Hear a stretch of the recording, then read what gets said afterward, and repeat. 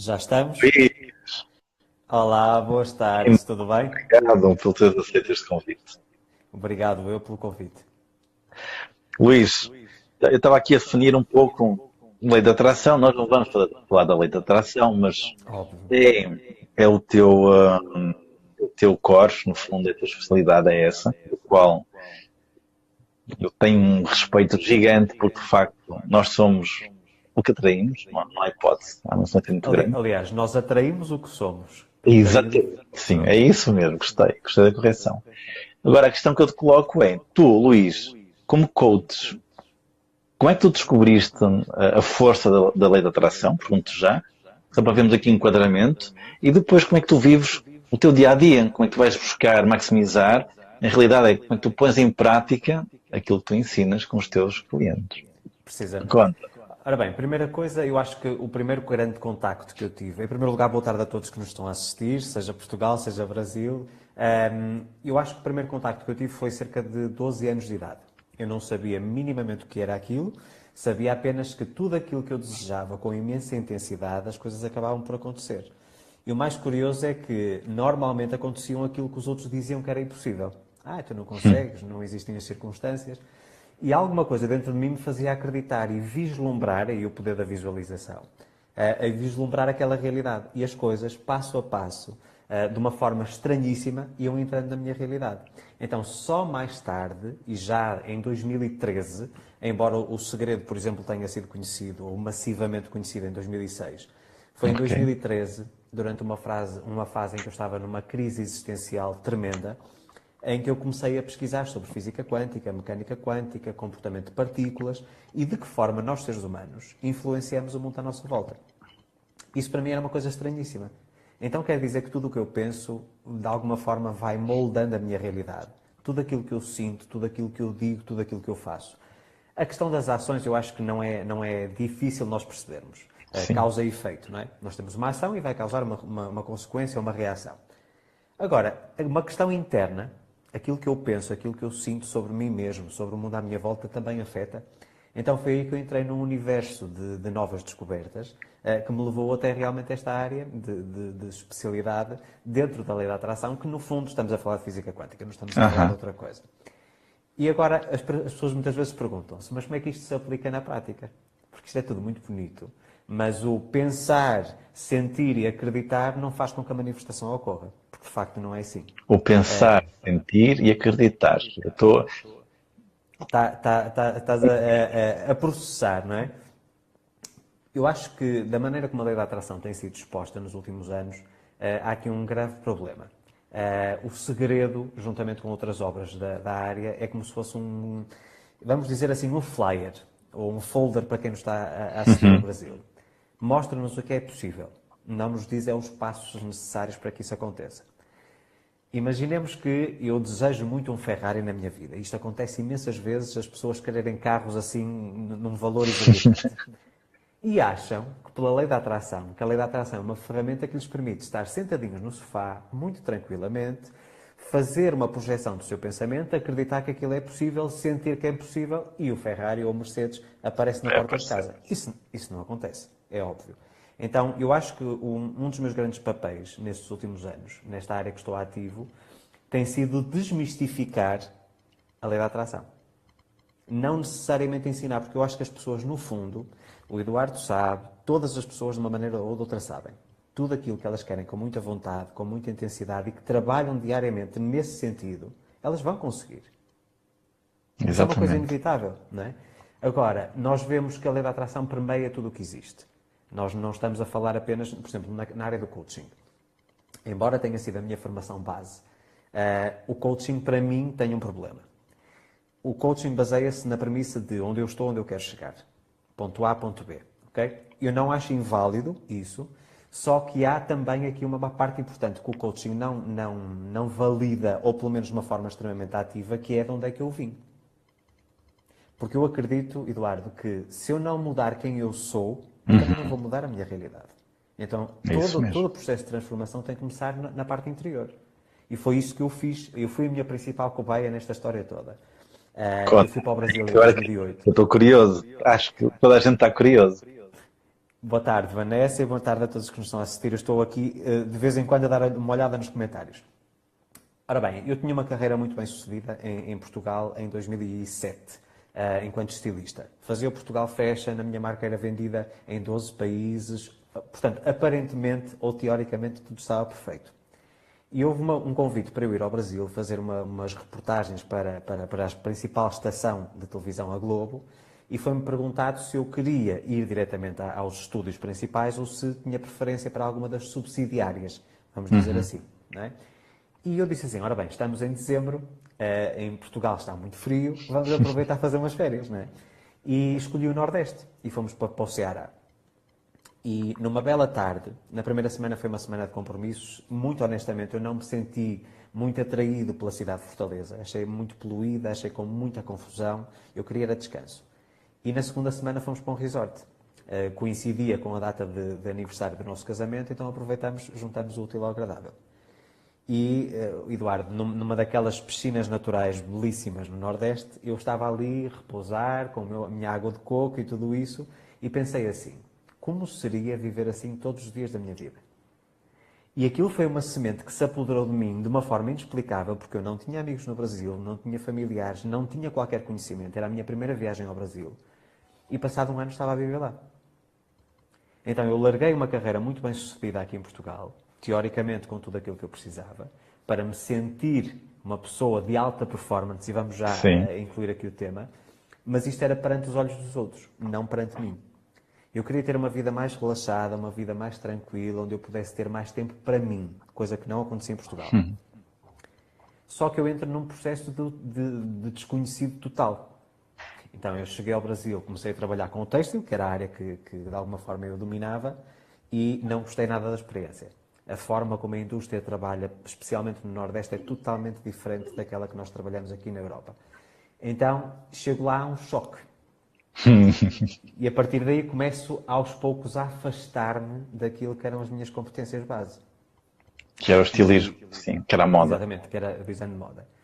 Ao mesmo tempo, eu vejo uma oportunidade. Na altura, o mercado imobiliário estava a borbulhar, estava a explodir por todos os lados no Brasil. Então eu disse, ora bem, se eu quero manter este estilo de vida, pelo menos tenho que garantir a minha subsistência.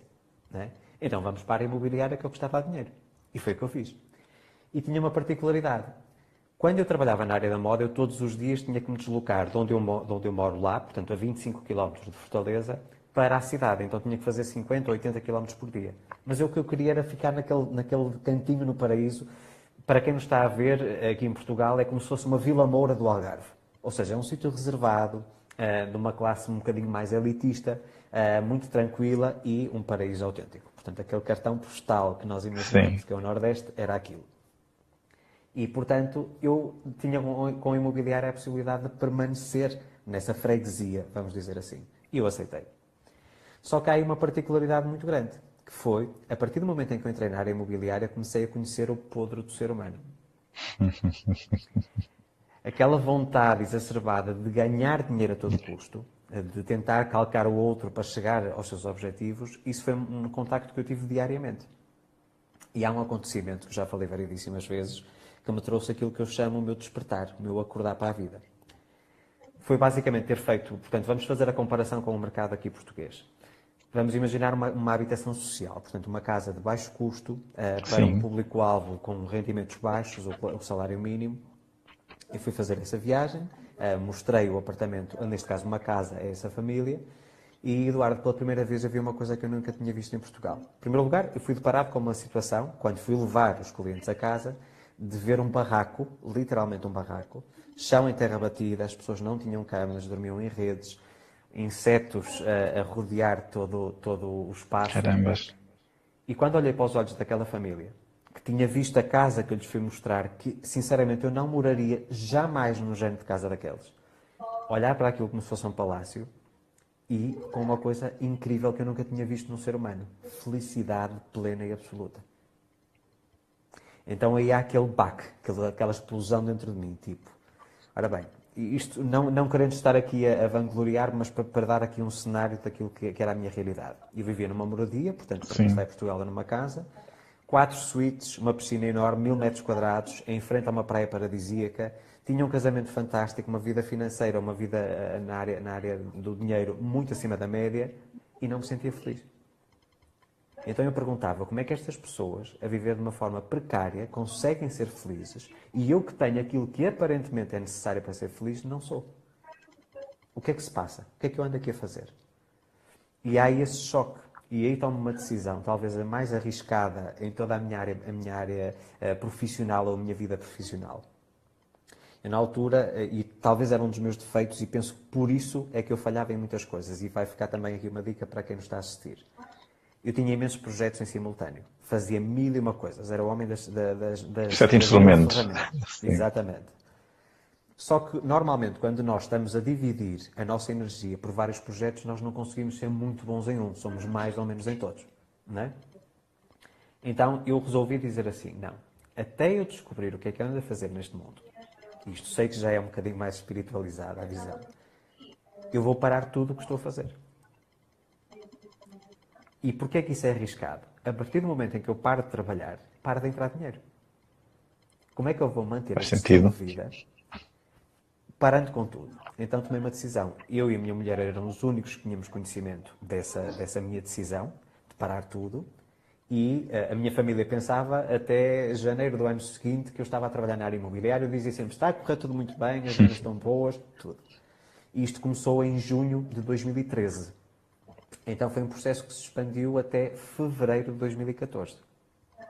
Portanto, foi uma coisa bastante complexa. Foram 8 meses em que eu tentei descobrir quem é o Luís Alves.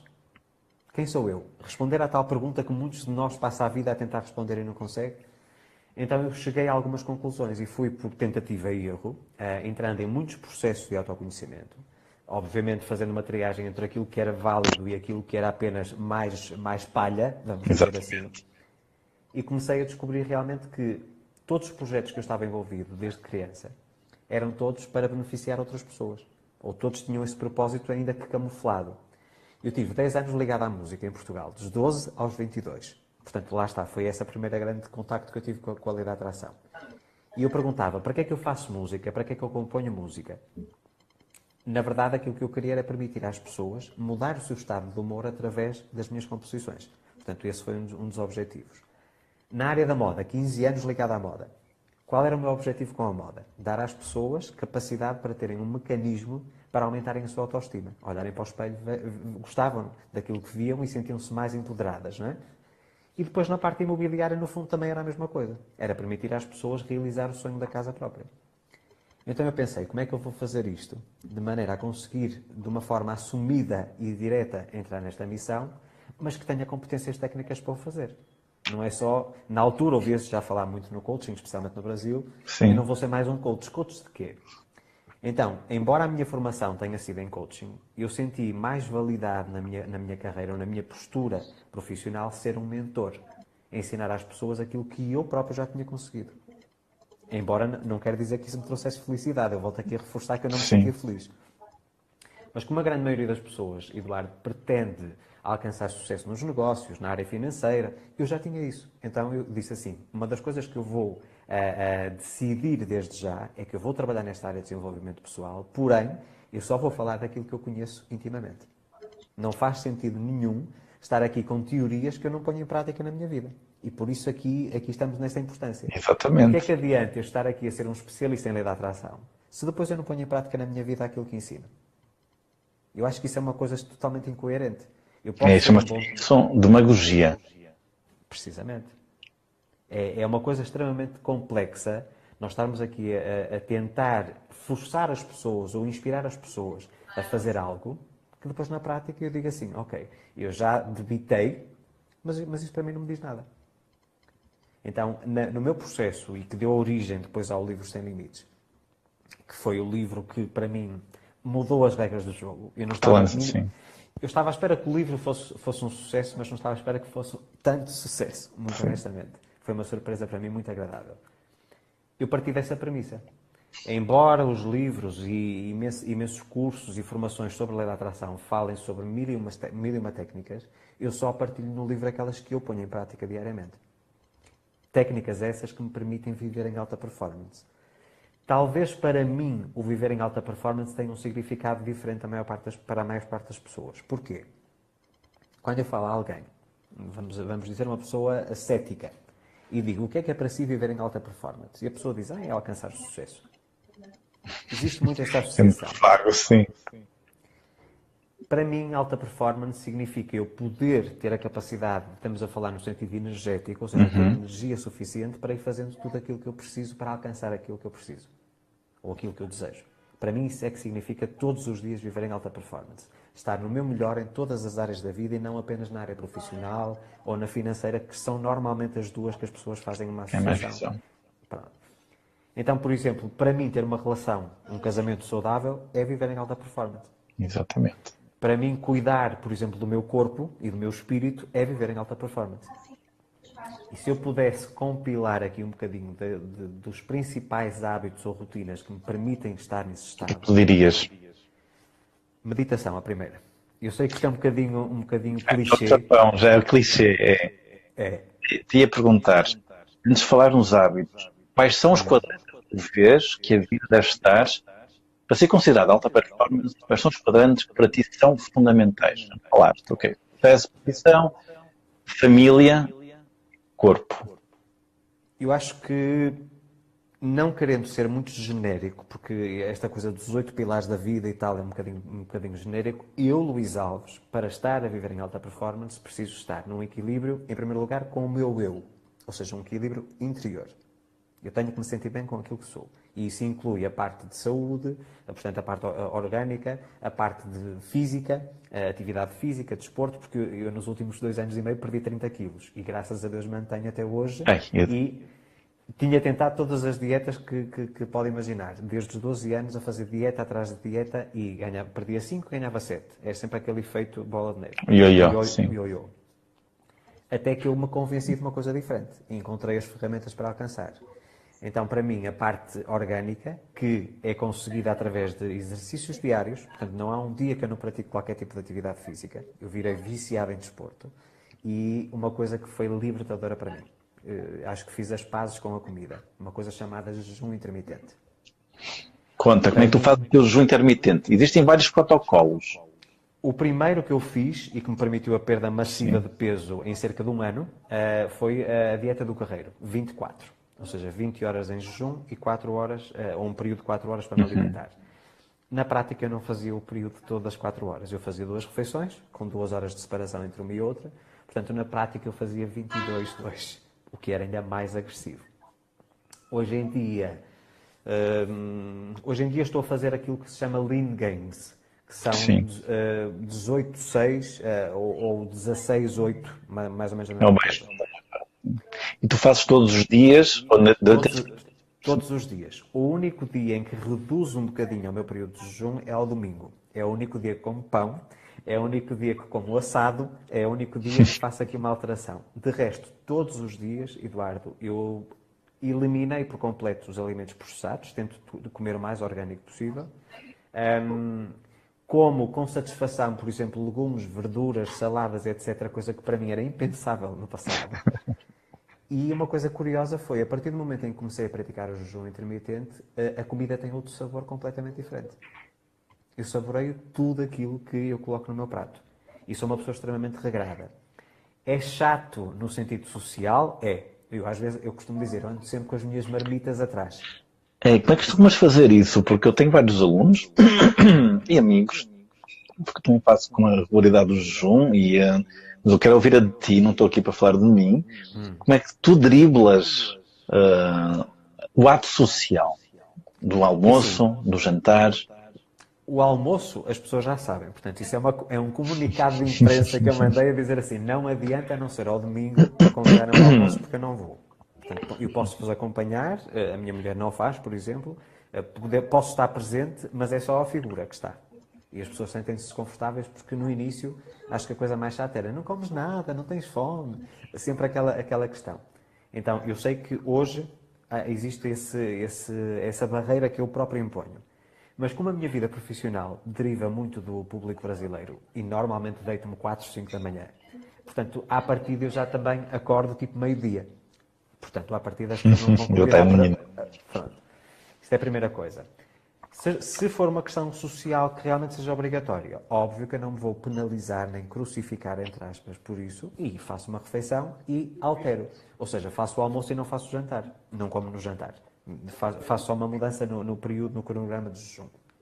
De resto, tento sempre, quando é, por exemplo, um restaurante, ser um restaurante que tenha opções à la carte para eu montar o meu prato. Não é? E não aquela coisa de fast food. Eu acho que uma coisa curiosa, eu era uma pessoa que uma vez por semana ou de 15 em 15 dias tinha que comer, por exemplo, uma pizza. Era aquela sede por hidratos de carbono. Hoje em dia eu já nem isso sinto falta. Porque quando eu olho para o espelho e vejo que realmente estou a ter os resultados, ou seja, estou a colher os frutos daquilo que estou a semear diariamente, eu digo assim, para quê? Estar aqui a sair desta minha rotina, para quê? Para depois me penalizar? Para depois sentir que não estou no meu melhor, e a partir daí, uma coisa também incrível que o jejum me permitiu foi realmente a parte da produtividade. Dá-te mais energia, certo? Muito mais energia. As pessoas pensam que não, que é exatamente o oposto, mas não. Mas isso é uma coisa óbvia.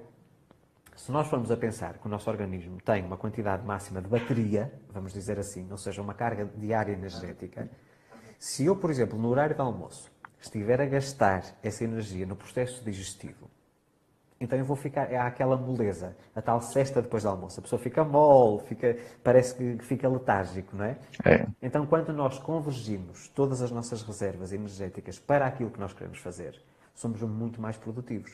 Então, o que é que eu faço? Eu chego, por exemplo, às 6 da noite, faço o meu treino, faço a minha primeira refeição, por exemplo, por volta das 8, depois a segunda por volta das 10, que é o jantar propriamente dito, e depois meia-noite e meia ou uma faço a última.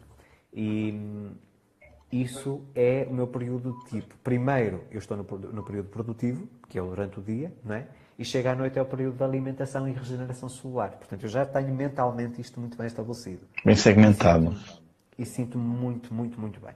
É realmente, isto é uma coisa incrível. Dentro da parte do equilíbrio físico, a atividade física, portanto, o desporto, que eu alterno entre treino intervalado de alta intensidade, o chamado HIIT, e a musculação, porque eu agora que perdi o peso, agora estou a tentar ganhar massa. Portanto, estamos num processo diferente.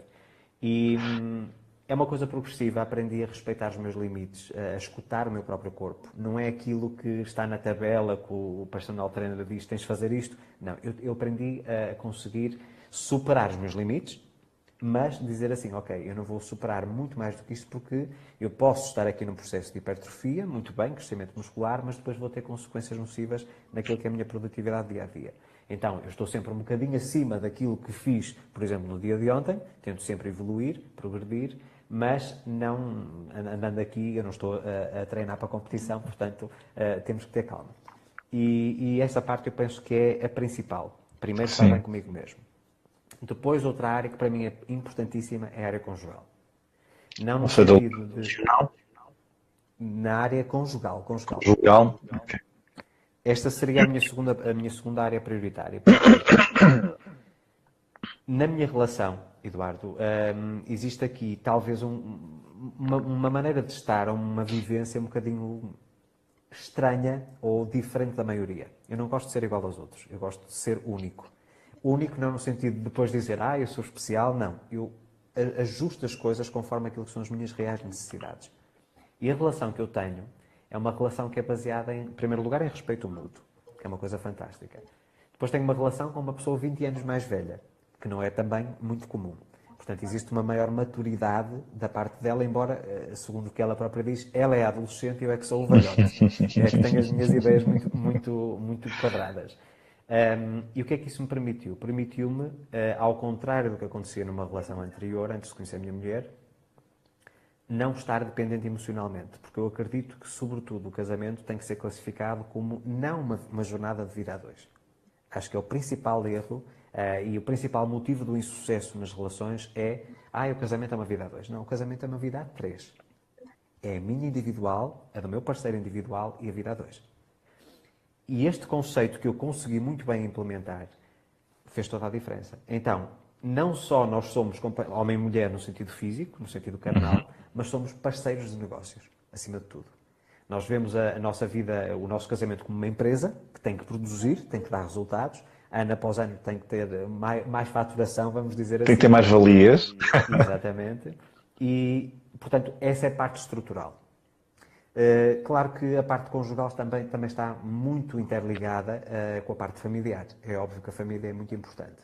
Mas eu acredito que, no sentido de prioridades, o casamento vem antes da família.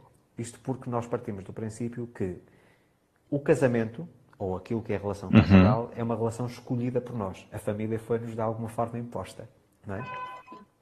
Então, o núcleo familiar, pais, irmã, tios, portanto, a primeira geração, vamos dizer assim, é uma coisa que tem muita importância para mim. Hoje em dia, por exemplo, tem mais importância ainda por causa dos netos, porque eu não sou pai, mas já sou avô 3 vezes. Inclusive, isso é uma coisa totalmente nova, porque eu hoje vejo ou canalizo talvez o amor que eu daria a um filho nesses netos. Isso para mim é uma coisa extraordinária. Eu não sabia que era possível amar tanto um ser humano. Isso é uma coisa que veio expandir completamente a minha área emocional. Portanto, dentro destes 3 pilares, vamos dizer assim, eu penso que isso é o fundamental para que eu me sinta um homem completo. Íntegro. E depois o resto, exatamente. A partir daí, tudo o resto acaba por fluir naturalmente. Eu costumo dizer... É a construção de um alicerce, no fundo, olhando para uma obra de arquitetura. Exatamente. Basta que um arquiteto acompanhar-nos. Aliás, basta olhar para o nosso corpo. Se os ossos não tivessem a massa muscular, Exatamente. não havia estrutura musculoesquelética, nós não podíamos caminhar, não podíamos fazer nada. E na prática tu estás a dar a tua visão orgânica da vida. Que há uma estrutura óssea, neste caso a mais sólida, a mais estável, o teu corpo, lado familiar, Familiar e conjugal. conjugal. Porque eu acho que, no fundo, e talvez por isso, por exemplo, eu lido com muitas pessoas e infelizmente quem me procura não é porque está bem de vida. Precisa de ajuda. Sim. Pronto. As pessoas estão focadas totalmente nas coisas erradas. As pessoas estão focadas naquilo que aparentemente é mais fácil de ostentar. Estamos a falar de sucesso profissional, sucesso financeiro. E depois falta-lhes a raiz, falta-lhes a estrutura. E foi isso que eu aprendi com essa tal família. Lá já muito atrás, em 2013. Se eu tiver bons laços familiares, for uma pessoa que estiver bem, estamos a falar no sentido orgânico, não tiver manifestação de doenças ou qualquer tipo de patologia, que no fundo acaba por ser uma desarmonia física, nada mais do que isso. Se eu tiver essa parte, o resto acaba por acontecer naturalmente, porque eu tenho ali as forças, tenho o meu ninho para voltar todos os dias. Portanto, quando as pessoas me perguntam, Luís, como é que você conseguiu atingir tanto sucesso profissional? Eu digo, porque primeiro trabalhei a parte estrutural. Então, eu primeiro descobri o que era ser feliz. E a partir do momento em que eu descobri o que era ser feliz e consegui manifestar esse estado, o resto acabou por acontecer naturalmente. Foi uma consequência de um trabalho interior que eu fiz e hoje posso lhe dizer, Eduardo, que foi a melhor decisão que eu tomei na vida. Foi muito difícil e acredito que se eu estivesse em Portugal não a teria tomado, muito honestamente. Eu acho que nós portugueses somos muito mais fechados, muito mais reservados, estamos a falar na parte de mente. E no Brasil, como é um povo mais aberto, um povo menos preconceituoso, eu, por exemplo, em relação ao meu casamento aqui em Portugal, eu via aqueles olhares indiscretos quando andava de mão dada. E eu morava em Matosinhos, ali mesmo na zona da Beira-Mar, e mesmo com imensos jogadores de futebol e imensos empresários de sucesso a viver no mesmo condomínio, havia sempre aquele olhar assim... Desdém, assim um pouco... Se fosse o contrário, o homem Também... mais velho e a mulher mais nova, já era mais natural, mas assim dessa forma não foi. Então, quando cheguei ao Brasil, senti uma liberdade que eu nunca tinha sentido antes. De poder andar na rua livremente, sem qualquer tipo de olhar crítico e ser eu próprio. Então foi aí que nós realmente estruturamos melhor o nosso casamento e as coisas começaram a acontecer. Depois, quando passamos para a área profissional, fazendo aqui a transição entre aquilo que é a parte interior, a parte da alicerce, Vou-te só dizer uma coisa, nós estamos a esgotar os 30 minutos da nossa live, nós vamos ter que agendar uma live 2, porque quando há muita riqueza, eu já sabia que isso ia acontecer contigo, nem contigo com a maioria dos meus convidados. Porque são pessoas, para quem não sabe, elas são-me recomendadas. Algumas eu conheço pessoalmente. No teu caso, não conheço pessoalmente, mas foi um amigo em comum. De facto, és um ídolo para ele. E por isso estás aí. Para quem não sabe, eu só falei com o Luís cara a cara Agora, agora. E eu revejo muito em ti também, ou seja, se eu tivesse que falar, se fosse aqui o inverso, eu praticamente iria 99,9% de uma outra forma, porque a nossa visão é muito partilhada nesse sentido. Se calhar é o nosso amigo em comum, daí a ver este precisamente, paralelismo. nada acontece por acaso. Eu queria que, para rematarmos a nossa conversa, no meu resumo eu tenho aqui os alicerces, a estrutura, que já é muito rico para quem vai ouvir esta meia hora da nossa conversa. Já vai dar pano para mangas para a pessoa poder mudar realmente. Explorar. O resto é uma consequência natural, vibracional. Tu tens alguma frase de empoderamento pessoal que queiras partilhar com quem nos está a ouvir? Quem me acompanha já sabe que isto parece um disco riscado, sempre a repetir. Eu acho que das frases, uma das afirmações que eu digo a mim mesmo diariamente e que fez toda a diferença naquilo que são os meus resultados e na forma como eu interpreto tudo o que acontece, é aquilo que me define. Aliás, vamos voltar. Não são as circunstâncias da vida que me definem, mas a forma como eu decido reagir a essas circunstâncias.